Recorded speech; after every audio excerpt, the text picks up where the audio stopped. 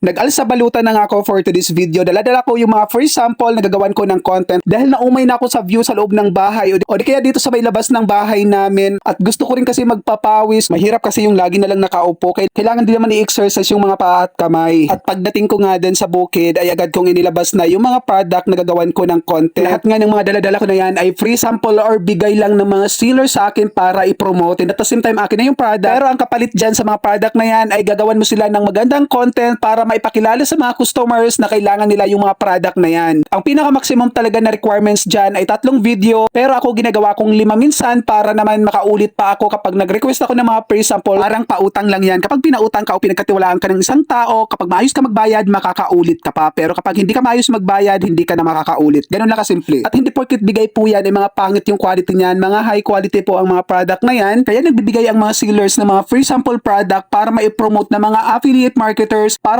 maipakalat na may ganito silang mga product. Walang pinagkaiba yan sa Jollibee. Kumukuha sila ng mga artistang mga sikat at ginagawa ng commercial yung produkto na ipinopromote ng artista. Pagkatapos nga namin dun sa may sakahan ay umuwi na kami dahil kailangan na namin magluto ng aming pangtanghalian at naisipan namin magluto ng ginataang papaya. Pero dahil yung isang papaya ay manilaw-nilaw na, kaya ginawa ko siyang kinilaw. Kaya habang nagbabalat ako ng ibang papaya at nagagayat, ini-enjoy ko yung pagkain ng kinilaw dahil na-miss ko to. At pagkatapos nga naming mananghalian ay oras na para magpatunaw ng kinain, kaya nagpahinga muna ako dito sa may duyan at ang ganda nga ng ambience dito at napakalamig ng hangin. Gusto ko sanang matulog kaya lang ang ingay ng pamangkin ko nakikipagkulitan sa kanyang mama. 2:00 na nung hapon nung kami ay pumunta ulit sa may sakahan. Na nung balik yung kabataan disco, yung ganitong eksena, yung nasa sakahan kayo tapos may siga, may usok na mabango ang amoy para sa akin dahil mga damo lang naman yung sinisiga na yan kaya hindi masakit sa ilong at yung kalangitan ay makulimlim lang habang malakas ang hangin at pinagmamasdan ko yung pamangkin kong naglalaro sa may puno. At dito naman sa areang ito ay napakasarap sa mata dahil luntian ang aking paligid. Kaya sure ako yung mga nasa city na gusto yung kapayapaan, gusto yung tahimik na paligid, ninanais nyo rin yung ganitong ambience.